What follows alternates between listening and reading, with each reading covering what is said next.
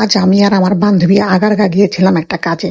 তো সেই কাজ শেষ করার পরে আমরা ভাবলাম আগারগাঁর নতুন যেই রোডটা হয়েছে সেখানে একটু যাই, যে আড্ডা টাড্ডা মারি। তো এটা হচ্ছে বিকালবেলা। আজকে ওয়েদারটা এত জোস একটা ওয়েদার ছিল, মানে কি আর বলবো, রিক্সা দিয়ে ঘোরার জন্য এই ওয়েদারটা পারফেক্ট একটা ওয়েদার ছিল।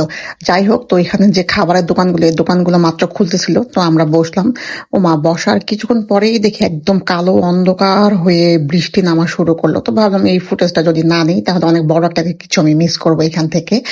তো তারপরে আমি আর আমার বান্ধবী প্ল্যান করলাম একটু ভিজি ভিজে একটু রং ঢং করি। তো তাই করলাম। তো এখানে যে খাবারের যে দোকানদার গুলো ছিল, ওদেরকে বললাম যে মামা আমাদেরকে একটু ভিডিও দাও করে।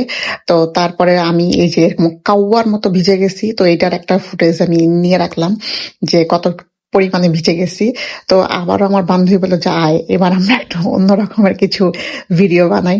তো এই তো একে একে কয়েকটা স্টেপই আমরা ট্রাই করছিলাম। তো আমাকে অনেকভাবে শিখিয়ে দিচ্ছিল, আমি পারছিলাম না। আবার আমিও অনেক কিছু বলি, ও পারে না। তো এটা নিয়ে অনেক হাসাহাসি করলাম।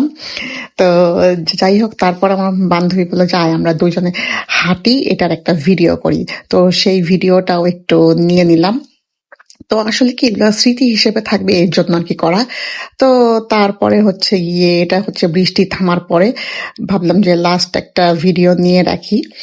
তো এই তো তারপরে হঠাৎ আমাদের চোখ পড়লো উপরে, তো দেখি যে রংধনু ওদিন উঠেছিল। তো ভাবলাম যে এই ফুটেজটা যদি না নেই তাহলে পুরা এই যে যা ভিডিওটা আপনারা সবাই দেখলেন, এটার সাথে এটা পুরাটাই বেমানান হয়ে যায়। তাই এই রংধনুর ফুটেজটা তো নেওয়া মাস্ট, নিতেই হবে। সো কেমন লাগলো আজকের ভিডিওটা জানাবেন কমেন্ট করে।